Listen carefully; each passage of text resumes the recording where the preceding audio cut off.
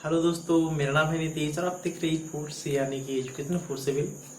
चलिए शुरू करते हैं आज की इस वीडियो को। दोस्तों आज का जो टॉपिक है मेरा, manufacturing of brick. Manufacturing of brick. दोस्तों मैंने आपको सीमेंट की मैन्युफैक्चरिंग, कंक्रीट मैन्युफैक्चरिंग और अब मैं ब्रिक मैन्युफैक्चरिंग के बारे में बताने वाला हूँ। इससे पहले मैंने ब्रिक के बारे में ऑलरेडी 2-3 वीडियोस अपलोड कर चुका हूँ। आप वो देख लो, क्योंकि बेसिक्स की जो भी ब्रिक की बेसिक्स होती है वो मैं बता दिया, कौन कौन से कंपोनेंट होने चाहिए ब्रिक में, उसकी टेस्ट में बता दिया, क्वालिटीज ऑफ गुड ब्रिक क्या होनी चाहिए वो मैं बता दिया, उसके डायमेंशन बता दिया। ये सारे मैं कवर कर चुका हूँ। अगर आप वो वीडियो नहीं देखे हो तो पहले जाकर वो वीडियो देखें, उसके बाद ये वीडियो देखें, ताकि आपको बहुत ही अच्छे से समझ में आ सके। इस टॉपिक का मैं वेटेज बता दूं, इस टॉपिक से आपके एसएससी के एग्जाम में बहुत से क्वेश्चन आते हैं, रेगुलर पूछे जाते हैं। इस टॉपिक से मैं आज पूरी अच्छे से कवर करूंगा। इसको कवर करने के लिए मुझे 2 वीडियो बनाने पड़ेंगे, क्योंकि एक वीडियो अगर मैं बनाने के लिए अगर जाऊँगा तो एटलीस्ट ये 20 मिनट्स 25 मिनट्स ले लेंगे। तो मैं क्या करूँगा, मैं 2 वीडियो में इसको आपको दे दूँगा। चलिए स्टार्ट करते हैं आज की इस वीडियो को। दोस्तों इसका जो मैन्युफैक्चरिंग प्रोसेस का जो भी मैन्युफैक्चरिंग ऑफ ब्रिक का जो भी प्रोसेस होता है, टोटल 4 स्टेप्स में हम लोग मैन्युफैक्चरिंग ऑफ ब्रिक कवर कर लेंगे। पहला जो होता है manufacturing of clay. Manufacturing of clay. सबसे पहले क्या करना है, हमें क्ले की मैन्युफैक्चरिंग कैसे करना होगी, उसे हम लोग कैसे मैन्युफैक्चरिंग करेंगे उसके बारे में बता दूंगा मैं। पहला clay, manufacturing of clay. Number 2 mould. Number 3 drawing उसको बोलते हैं। Number 4 burning. यानी कि पहला हमें सॉइल को प्रिपेयर करना है फॉर ब्रिक। सॉइल की प्रिपरेशन कर लिए, उसके बाद हमें क्या करना है कि उसे मोल्ड में कन्वर्ट करना है। जो भी हमने ब्रिक बनाने के लिए, जो भी हमें ये स्टैंडर्ड साइज होते हैं, जो भी जिसमें ब्रिक डालकर हम बनाते हैं, वो मोल्ड में उसे डालकर सॉइल को उसे ब्रिक में कन्वर्ट कर दिए। उसके बाद क्या करना है, उसे धूप में सुखाना है। उसके बाद क्या करना है, उसे आग में फिर जलाना है, उसे पकाना है। तो ये 4 स्टेप्स, ये 4 स्टेप्स में हमारी मैन्युफैक्चरिंग ऑफ ब्रिक कंप्लीट हो जाएगी। Manufacturing of brick will be completed। But आपको तो मैं बोल दिया मैन्युफैक्चरिंग ऑफ क्ले, इसमें भी बहुत सारे प्रोसेस होते हैं। मैन्युफैक्चरिंग ऑफ क्ले जो भी होती है मेरी सॉइल, उसे हम रेडी कैसे करते हैं, तो उसमें भी बहुत सारे प्रोसेस होते हैं। अब मैं उसके बारे में बात करूंगा। वीडियो को अंत तक जरूर देखें। अगर आप इस चैनल पर नए हो तो कृपया कर मेरे चैनल को सब्सक्राइब करें। चलिए शुरू करते हैं दोस्तों। तो manufacturing of clay and moulding, आज की इस टॉपिक में, इस वीडियो में ये 2 टॉपिक मैं कवर करूंगा। Manufacturing of clay, manufacturing of clay and moulding. ये 2 टॉपिक ही आपको इसकी वीडियो मिलने वाली है, और इसके बाद में नेक्स्ट जो वीडियो बनाऊंगा उसमें 2 टॉपिक कवर करूंगा, क्योंकि वीडियो बहुत ज़्यादा लंबी हो जाएगी। चलिए स्टार्ट करते हैं। Manufacturing of clay. Manufacturing of clay, इसमें टोटल 6 प्रोसेस जो होते हैं, 6 तरीके के प्रोसेस हम लोग अप्लाई करते हैं to make a good clay. अच्छी क्ले बनाने के लिए हमें टोटल 6 प्रोसेस से गुजरना पड़ता है। अब मैं एक एक करके वो सारे आपको एक्सप्लेन करता जाऊंगा। पहला जो स्टेप है इसमें, नंबर ए, इसको मैं ए बोलूं तो इसमें होता है अनसॉइलिंग। अनसॉइलिंग क्या होता है कि जब भी आप अपने, जहाँ पे भी आप ये ब्रिक की प्लांट लगाना चाहो, या फिर जिस भी सॉइल से आप ब्रिक बनाना चाहते हो, तो आपको पहला जो भी क्या करना है कि ये लेट सपोज ये मेरी सॉइल हो गई, ये मेरी सॉइल हो गई। नेक्स्ट, सॉइल में भी क्या होता है कि परत बाई परत कुछ लेयर्स होते हैं, लेयर्स बाई लेयर्स। उसकी लेट्स सपोज ये एक लेयर हो गया, ये मेरी एक लेयर हो गई, और ये एक लेयर हो गया। ये मेरी सॉइल सैंपल है। सॉइल अभी क्या है कि आप जब हमेशा नोटिस करते हो कि जो भी टॉप की सॉइल होती है वो बहुत ही ज़्यादा ही डर्टी होता है, मतलब उसमें बहुत सारे मिक्सिंग होते हैं, बहुत ज़्यादा मिक्सिंग होते हैं। तो क्या हम ये टॉप का जो भी सॉइल है, ये मेरी टॉप की सॉइल है, let's suppose top, this is middle, this is bottom. ये जो भी मेरी टॉप का सॉइल है, क्या इस सॉइल से हम ब्रिक बना सकते हैं? इस क्ले से हम ब्रिक बना सकते हैं? दोस्तों नहीं बना सकते हैं, क्योंकि ऊपर में बहुत ही ज़्यादा इम्प्योरिटीज अवेलेबल होता है, उससे साफ करना बहुत ज़्यादा ही कॉस्टली होगा, तो इसलिए उससे हम नहीं बना सकते हैं।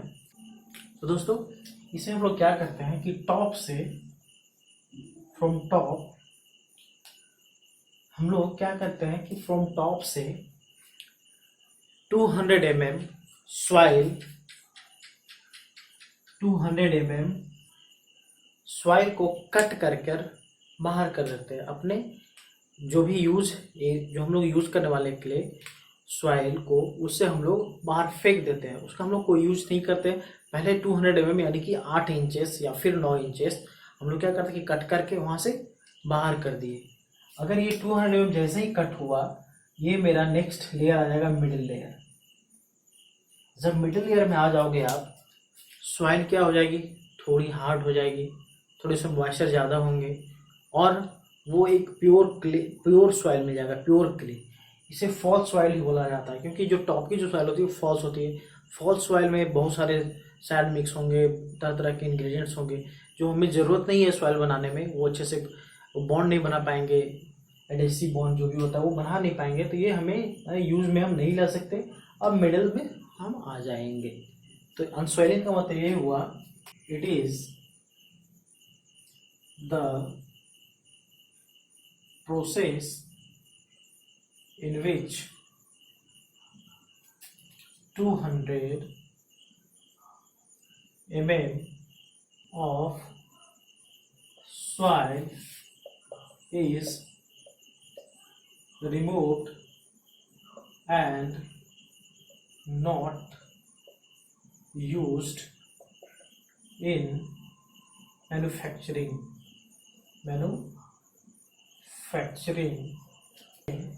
of brick, because practically it is not possible to clean it.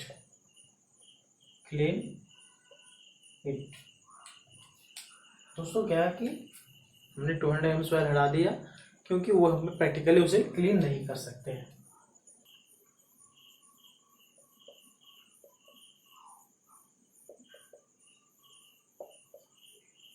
बिना वाले डिगिंग का मतलब होता है खुदाई करना।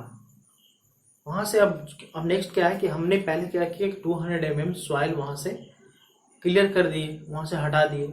अभी क्या है नेक्स्ट इसमें, it is the process through which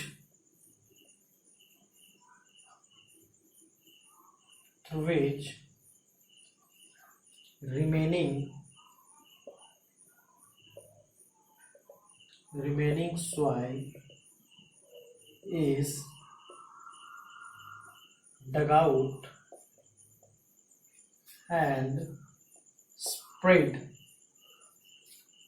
over the ground level। अब इसमें क्या है कि हमने पहले क्या किया कि 200 mm सॉइल क्लीन किए। अब उसके बाद क्या है कि जितनी भी सॉइल की हमें ज़रूरत है, जितने भी हमें ब्रिक्स बनाने हैं, अब क्या है कि उतनी कटिंग करके सॉइल को हम लोग क्या किए, सीधा ग्राउंड पे एक जिस जगह से जो भी सॉइल है, जिस एरिया से जो भी सॉइल हमने लिया, इस एरिया सॉइल लिया और जस्ट सॉइल निकाल के एक अलग से प्लेस कर दिया। अब वहाँ पे क्या होगा, नेक्स्ट पार्ट में अब उसकी बात करूँगा। ये डगिंग का मतलब था। नंबर सी में क्या है, cleaning. Is the process through which soil gets cleaned,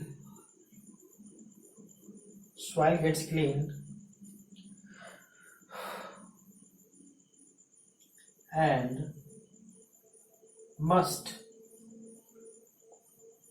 ensure that there is not availability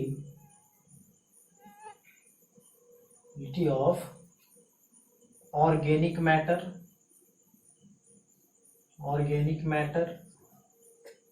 vegetative matter,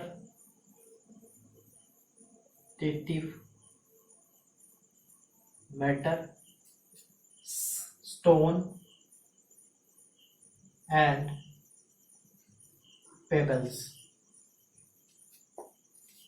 हमें क्या है क्लीनिंग में कि सॉइल को हम लोग क्या करेंगे, क्लीन करेंगे। क्लीनिंग में हमें इंश्योर करना होगा कि organic matter, vegetative matter, stones and pebbles वहाँ पे नहीं होने चाहिए, जो कि मैंने आपको हार्मफुल इंग्रेडिएंट्स में मैंने बताया था कि ये नहीं होने चाहिए। क्या क्या, organic matter, vegetative matter, stone and sand, ये प्रेजेंट नहीं होने चाहिए।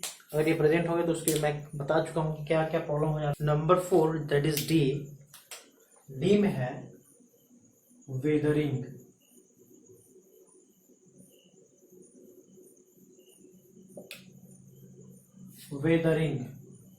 वेदरिंग में क्या है दोस्तों, कि हमने अभी सॉइल को क्या किया कि क्लीन कर लिया। अब उस क्लीन सॉइल को हम क्या करते हैं कि एटमॉस्फेयर में सीधा प्लेस कर देते हैं फॉर अ वीक और फॉर अ मंथ, वीक या फिर मंथ, 2 वीक्स और मंथ के लिए हम लोग क्या करते हैं, place the soil, place the cleaned soil in the atmosphere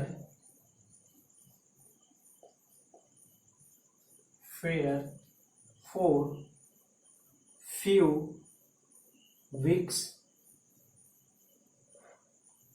or for a month to carry out its softening। इसमें जो भी सॉफ्टनिंग हो, हम लोग क्या क्यों डालते हैं, इसमें जो भी सॉफ्टनिंग हो वो वेदर में रहने से, सनलाइट रहने से उसकी वो सब खत्म हो जाए, उसके लिए हम लोग क्या करते हैं, वेदरिंग में फॉर सम वीक्स और फॉर अ मंथ के लिए हम लोग सीधा क्या करते हैं, प्लेस कर देते हैं। नंबर ई में क्या है, ब्लेंडिंग। ब्लेंडिंग हुआ है दोस्तों, अब हमने क्या किया कि सॉइल को वेदर में सुखा दिया, ड्राई किया वेदर में, उसको एटमॉस्फेयर में छोड़ दिया था। अभी क्या है कि अब सॉइल में ब्लेंडिंग में क्या करना होता है कि जो भी इंग्रेडिएंट्स कमी हो, जो भी ingredient not available in the soil हो, उसे हम लोग क्या करेंगे, उसमें ऐड कर देंगे। इसमें क्या होगा, if any ingredients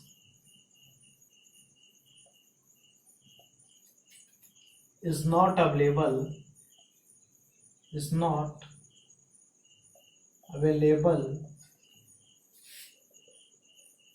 in the soil, then we have to add। Blending का मतलब ये होगा कि कोई भी इंग्रेडिएंट्स अगर अवेलेबल नहीं हो तो उसे हम लोग क्या करेंगे, उसमें ऐड कर देंगे। इट इज द प्रोसेस, ये क्या होता है, it is the process of required plasticity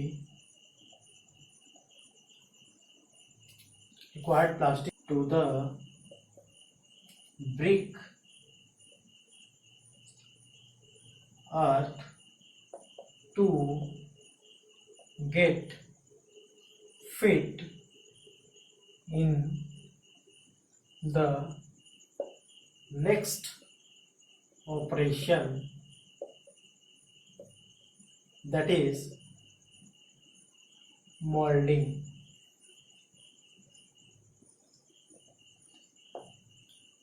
इसमें क्या है टेम्परिंग में, it is the process of required plasticity to break to the earth break to get fit in the next operation, that is moulding.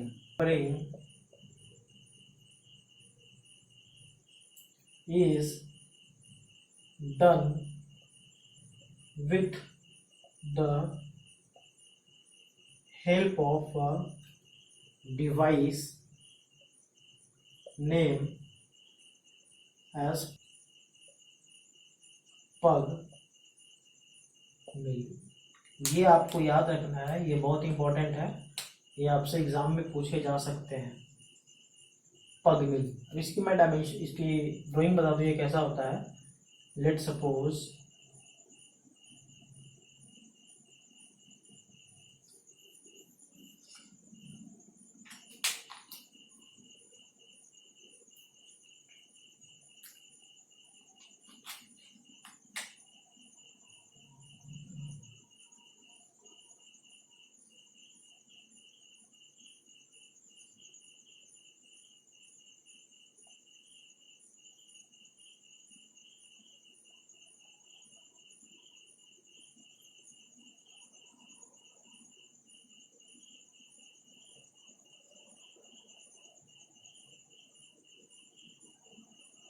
कुछ इस तरीके का ये इसकी ड्राइंग होता है। ये इधर पूरा सॉइल पड़ा होता है, ये पूरी सॉइल इधर पड़ा हुआ है।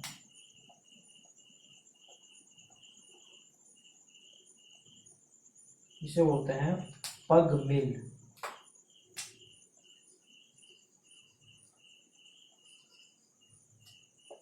तो इसमें क्या क्या होता है कि जो भी सॉइल हमने लिए, सॉइल को इसमें डालना है और ये पूरी रोटेट होगा, जिससे कारण ये क्या होगा कि पूरी क्ले फॉर्म होता जाएगा। पूरा ये आपस में पूरा इस तरीके से गोल गोल घूमता जाता है और वो आपस में मोल्ड होते जाते हैं, खुद घुल मिलते जाते हैं। और एक जैसा आपने आटा सानते होगे रोटी बनाने के लिए, कुछ उस तरीके का हमें देखने को मिलता है, मोल्ड होकर गोल गोल बन जाते हैं, या फिर जो भी होते हैं उसमें ये डालकर मिलते हैं। अगर इसमें कुछ भी हमें डालना होगा, अगर वाटर की उसमें लॉसेस है तो हम लोग क्या करेंगे, थोड़ा वाटर डालेंगे। अब अगर ज़्यादा वाटर होगा तो यहाँ से वो निकल भी जाएगा। प्लास्टिसिटी, एक अच्छी प्लास्टिसिटी देता है, तो फॉर नेक्स्ट ऑपरेशन के लिए अच्छी क्वालिटी की ब्रिक सॉइल दे देता है। नेक्स्ट अब मोल्डिंग दोस्तों, तो नेक्स्ट है moulding. Number 2 moulding.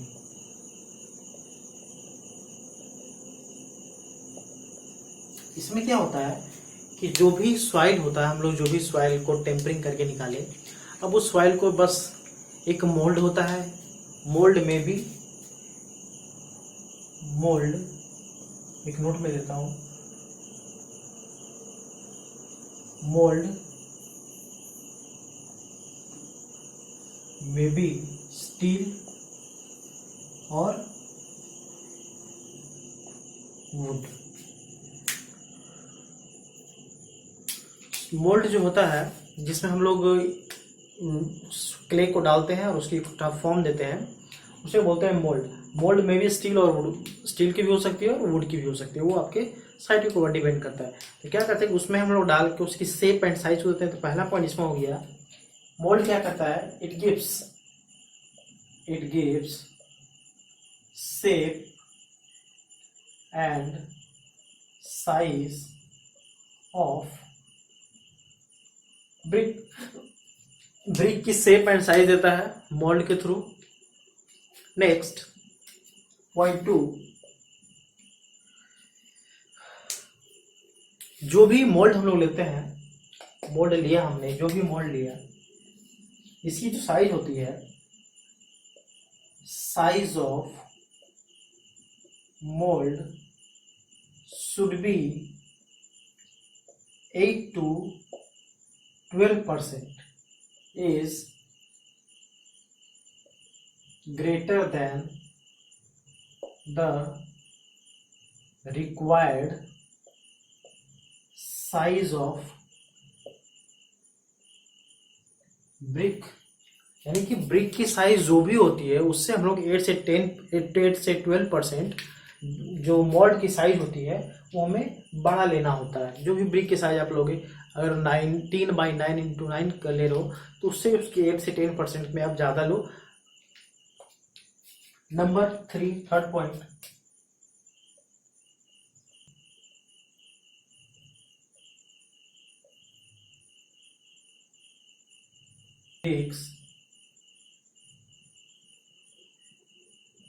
takes an identification mark term as frog, जिसे हम लोग frog बोलते हैं, over the brick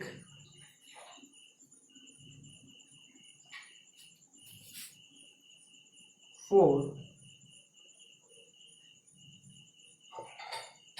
these purpose।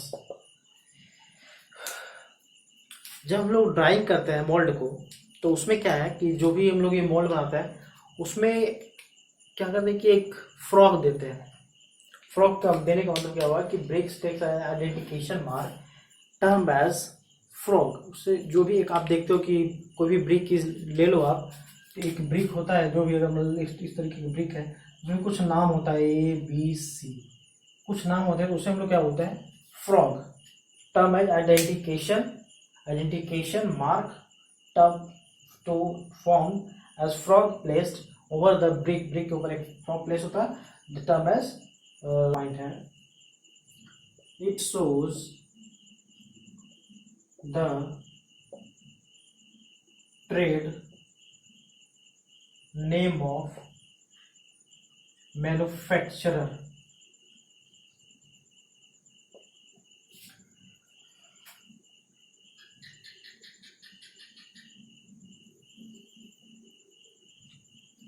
ये क्या करता है कि मैन्युफैक्चरर का नेम शो करता है ऑन द ब्रिक में। जैसे मैंने बोला ABC ब्रिक लेट सपोज ले लिया मैंने, तो कुछ भी जो भी नाम होगा वो उसकी मैन्युफैक्चरर का टैग, यानी कि वो अपनी एडवर्टाइजमेंट करता है थ्रू ब्रिक, ताकि उसी प्लांट से जो है। इसकी जो नेक्स्ट सबसे इंपॉर्टेंट काम होता है फ्रॉग। जो फ्रॉग मैंने बोला, where is the term as the frog.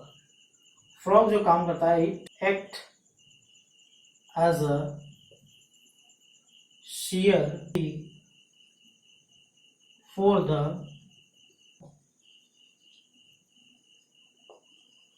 provided in between the brick। जो भी हम लोग ये देते हैं फॉर, वो क्या करता है, it act as a shear की, यानी कि जब मोटार डालते हैं तो उसको शियर के यानी कि उसको पूरे शियर फोर्स में उसको डेवलप कर लेता है। शियर की for the motor provided in between the brick. Next अब इसकी बनाने के तरीके क्या क्या, मोल्ड करने के क्या क्या तरीके, तो 2 तरीके होते हैं। पहला है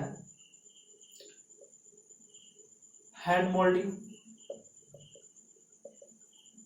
दूसरा मशीन मोल्डिंग। Machine moulding. अब यहाँ पे आ गया कि इसमें दोनों में बेटर कौन है, तो बेटर होता है machine moulding is better than hand moulding. Hand moulding में भी कुछ टाइप्स हैं। हैंड मोल्डिंग भी 2 टाइप तरीके के होते हैं।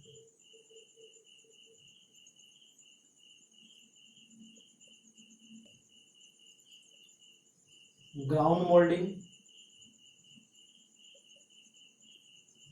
दूसरा table moulding.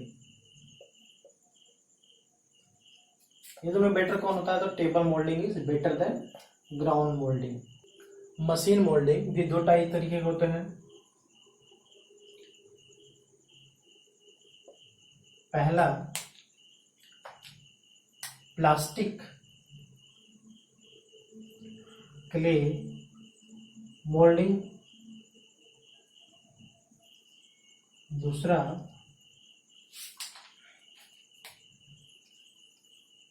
Dry clay moulding. Dry clay moulding. अगर आप क्वालिटी के अनुसार देखो ये दोनों बेस्ट कौन सा है? तो ड्राई क्ले मोल्डिंग।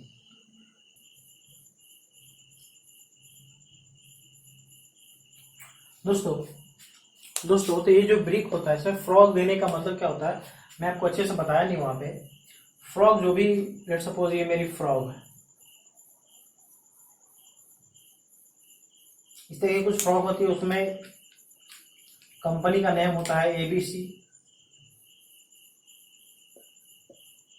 जिस तरह का कंपनी होता है जिसका नाम होता है एबीसी, कुछ भी नेमिंग हो सकता है आपके साइट पे जो भी हो, जिस एरिया में आप रहते हो वहां पे नेम। ये देने का पर्पस क्या होता है कि ये आपस में जब मोटार हम लोग यूज, जब when we use motor, when we use motor, it is the key for share.